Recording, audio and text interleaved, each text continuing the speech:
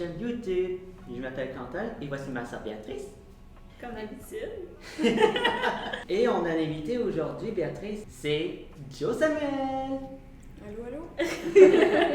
Bonjour Joe Samuel et bienvenue à notre entrevue avec nous. Ben, merci de m'avoir contacté pour l'entrevue.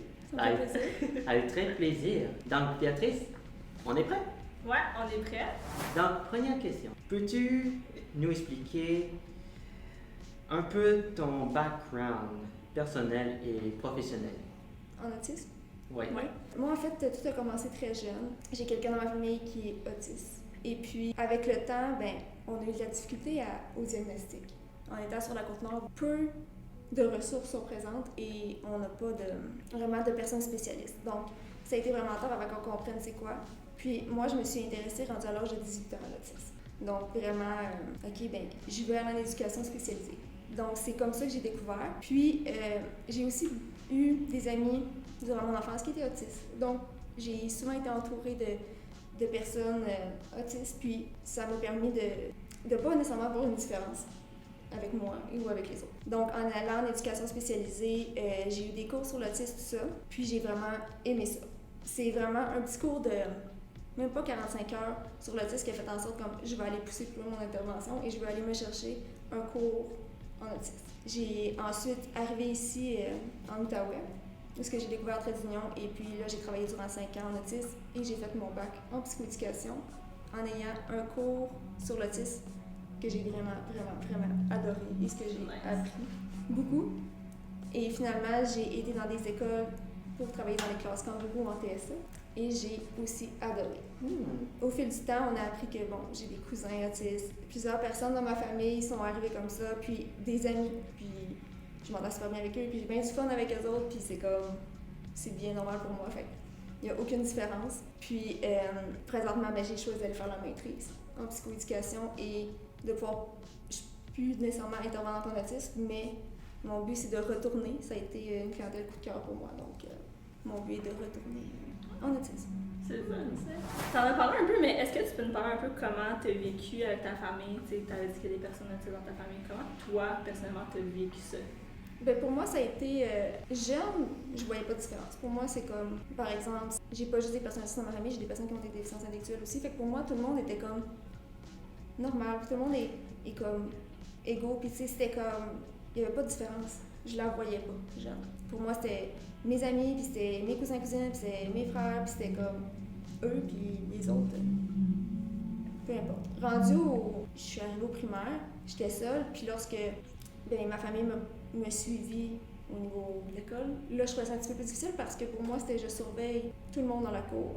Si quelqu'un voit la différence et si quelqu'un lui touche ou les touche. Je te comprends parce que moi aussi, je faisais ça. Ouais, pour moi, c'était comme tu peux pas, puis si quelqu'un touchait ou quelqu'un faisait du mal, ben j'arrivais tout de suite, puis c'était non, tu ne touches pas. Et tu fais rien. Puis au secondaire, un peu pareil, parce que là, j'ai essayé de laisser l'autonomie, comme m'éloigner un peu. Mais j'ai toujours gardé mes liens très solides aussi avec ma famille, puis les membres qui m'entourent, parce que pour moi, ben, c'est une personne comme moi, puis comme d'autres. Puis j'ai trouvé ça comme c'était un plus pour moi d'avoir ces personnes-là dans ma famille puis près de moi parce que ça m'a appris à que tout le monde est pareil puis qu'il n'y a pas vraiment de différence mais qu'on a chacun nos forces, chacun nos défis puis c'est comme ça. Et non, cette personne-là elle a une étiquette de telle. T'sais. Pour moi c'est pas ça. Cette personne-là a des défis, a des forces puis on va l'aider à monter là-dedans puis comme moi j'ai mes défis puis comme moi j'ai mes forces comme n'importe qui. Pour moi c'est ça. Moi aussi c'est un peu la même chose. Fait que j'étais vraiment contente qu'on va s'entraîner avec toi parce que j'étais comme, on a une perspective similaire. Puis je pense que comme, je l'ai dit souvent, là, je pense sans Quentin, on n'aurait pas la relation qu'on a en ce moment. Comme je pense ça irait plus que d'autres choses. Là. Ouais, ben tu sais, jeune, ça peut m'arriver, là, comme d'avoir des chicanes, mais c'est normal, mais rendu à l'âge adulte, c'est la personne dans laquelle je me tourne et que je vais aller voir. C'est quoi que tu as trouvé le plus bénéfique? Tu parlais des défis, chacun des défis et tout. Qu'est-ce que toi, tu as trouvé bénéfique d'avoir des personnes autistes dans ta famille? Puis c'est quoi qui a été le plus difficile? Pour moi, comme bénéfique, là, ce qui m'a apporté le plus, c'est que ça m'a fait découvrir, la profession que je fais aujourd'hui et la profession que je vais entamer dans quelques mois comme psychoéducatrice. Fait que ça me fait découvrir comme tout le côté comme ça, puis tout le côté humain, puis l'ouverture, tout ça. Ça m'a fait découvrir aussi des mauvais côtés des gens qui acceptent pas nécessairement les différences, puis j'ai fait comme non. Mais tu sais, pour moi, comme ça m'a fait découvrir comme ok, ben moi j'accepte les autres comme ils sont, peu importe les choses, ça m'a fait accepter comme énormément de choses, même par rapport à moi-même. Puis ça m'a permis aussi de ne pas avoir nécessairement de jugement envers ce que je voyais. Par exemple, si on va à l'épicerie, mais ça se peut qu'il y ait un enfant qui fasse une crise là. Mais on le sait pas. Puis pourquoi porter un jugement sur le parent comme il fait ce qu'il peut. Lui aussi, il se sent pas bien dans la situation. Fait que c'est de ne pas porter un jugement tout de suite sur comment c'est géré, comment c'est fait, puis pourquoi l'enfant fait ça.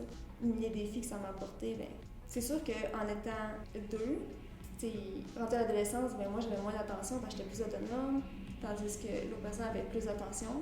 Des fois c'était comme, ben là, lui aussi peut faire la vaisselle, ou tu sais, comme pas juste moi, là, je suis tannée.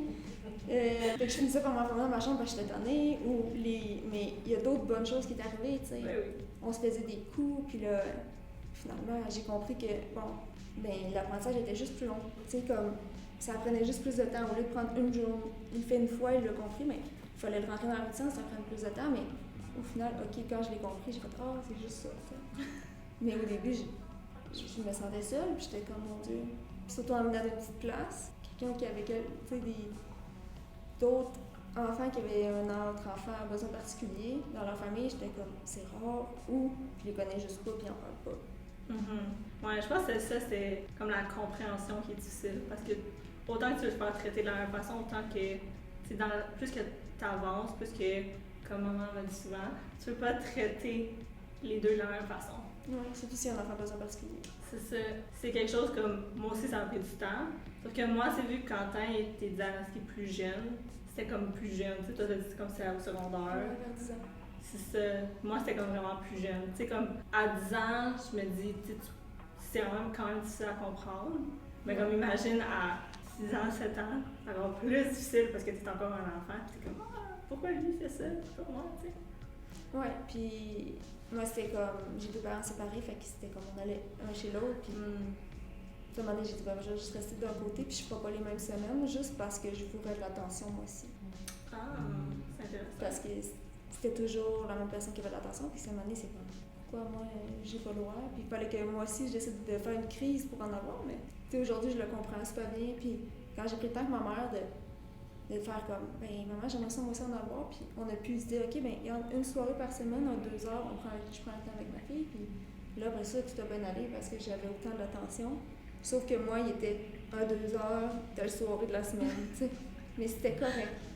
Pour moi, c'était juste ça que je demandais.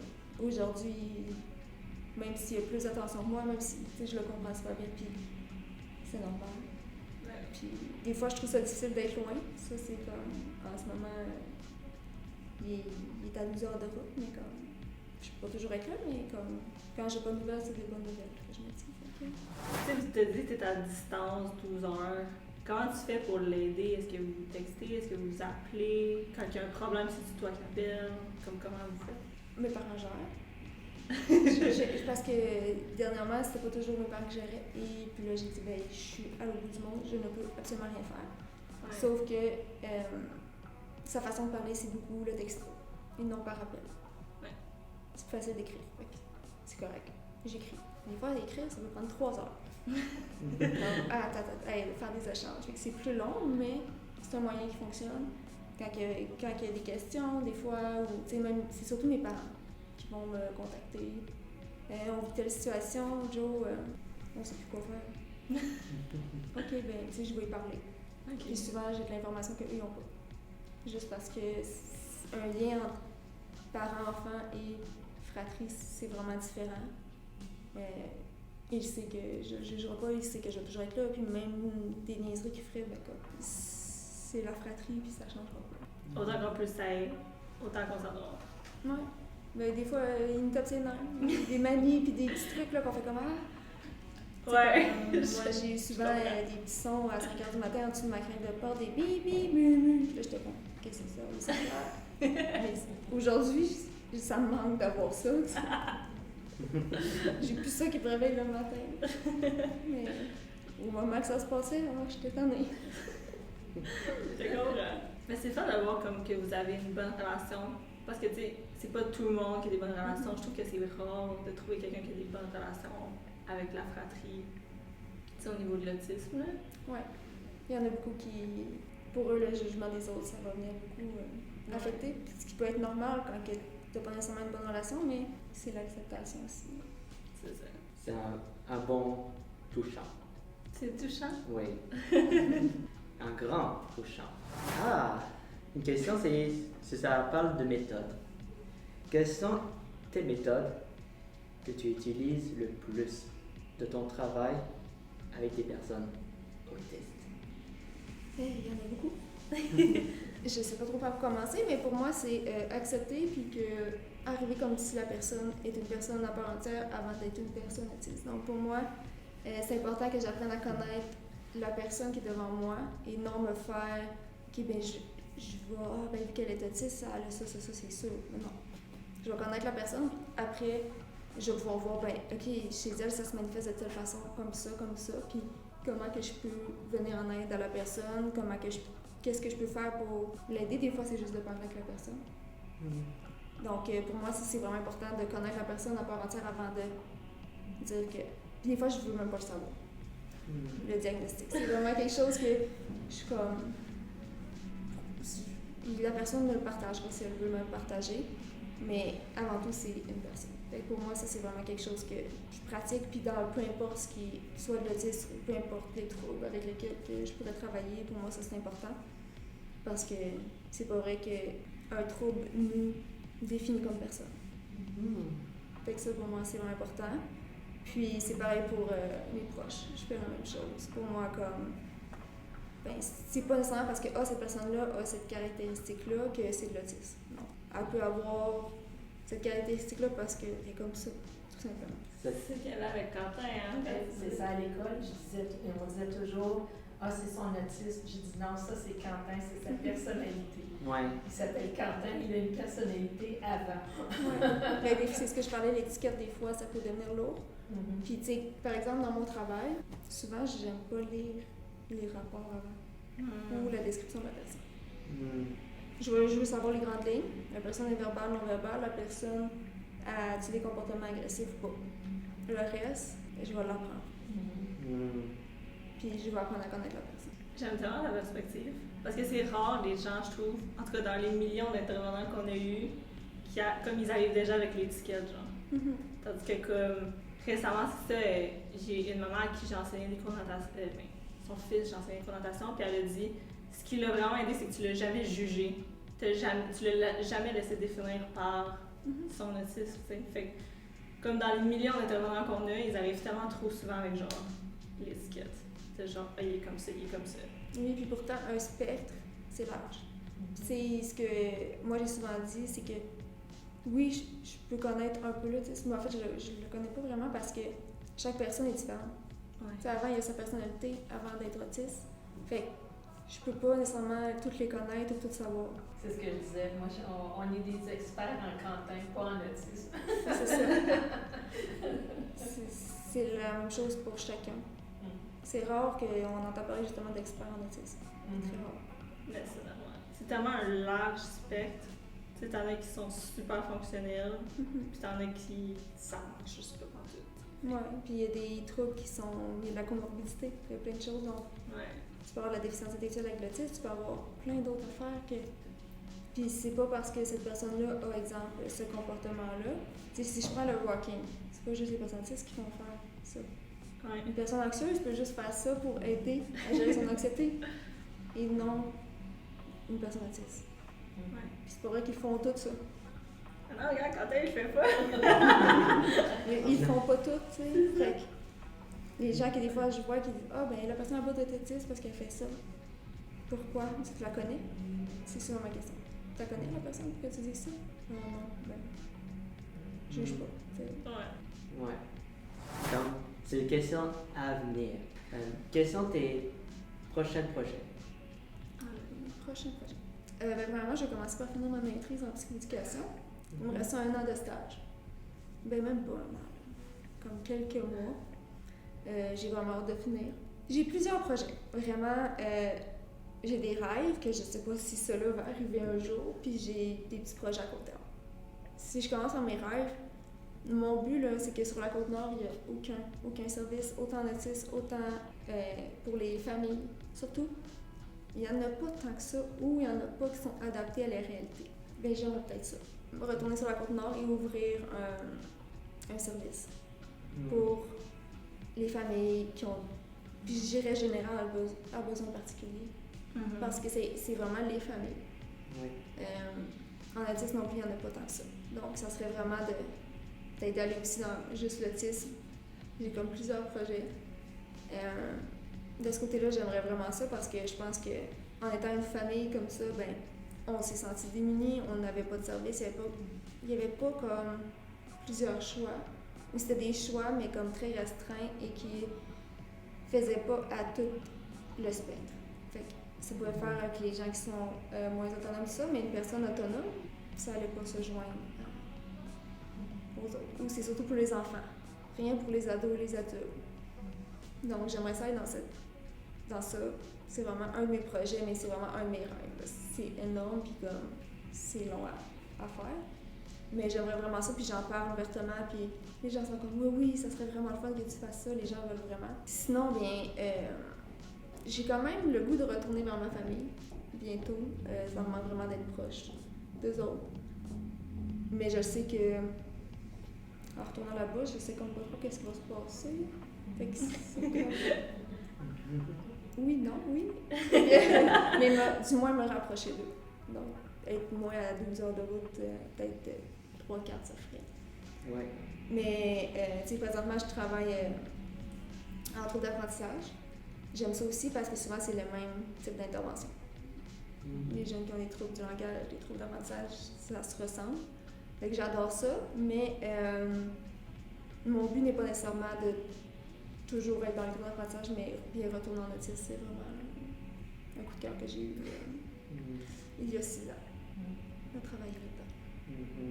Fait que je sais qu'il y a beaucoup à vers Québec, il y a des organismes communautaires vraiment pour les adultes en socio-professionnel, fait que c'est quelque chose qui m'intéresse beaucoup de retourner là-dedans. Fait que à suivre pour le reste, mais mon premier, c'est de finir ma maîtrise. C'est déjà un bon projet, là, je te dirais. Et pour nous, pour moi, mon prochain projet, pour moi, c'est de faire être chef de cuisine au Café Autiste avec les employés des autistes. Je te vois très bien là-dedans. Parce que j'ai rêvé ça quand j'étais enfant et j'ai appris j'ai aidé avec maman comment faire les ingrédients, assembler les ingrédients, mettre au four et préparer avec une bonne préparation de la cuisson. Oui, puis t'as bien, tu sais, on a déjà fait ensemble la cuisine, puis t'étais très bon, donc je suis vraiment pas inquiète pour toi. Ouais. Que tu vas être très bon là-dedans. Oui, merci beaucoup. C'est quoi un nom de tes projets que tu veux faire, que t'as pas dit? Les projets pour nous, l'avenir, on va faire comme probablement trouver pour le moment aller dans le centre-ville de Gatineau pour voir un beau bâtiment pour les espaces de la cuisine et des espaces pour les tables pour les clients. Là, il y avait un autre projet que tu voulais faire, est-ce que tu t'en souviens? Ça avait un rapport avec un avion. Ouais. Ah oui, c'est vrai, le projet aussi, c'est d'être voyager.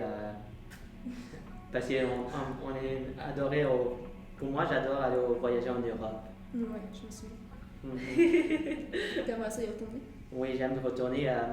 Comme on va essayer d'aller au projet dans un métier en France pour des beaux espaces de cuisine et des tables et aussi les belles vues, les vues les maritimes et aussi les Alpes. C'est un beau projet.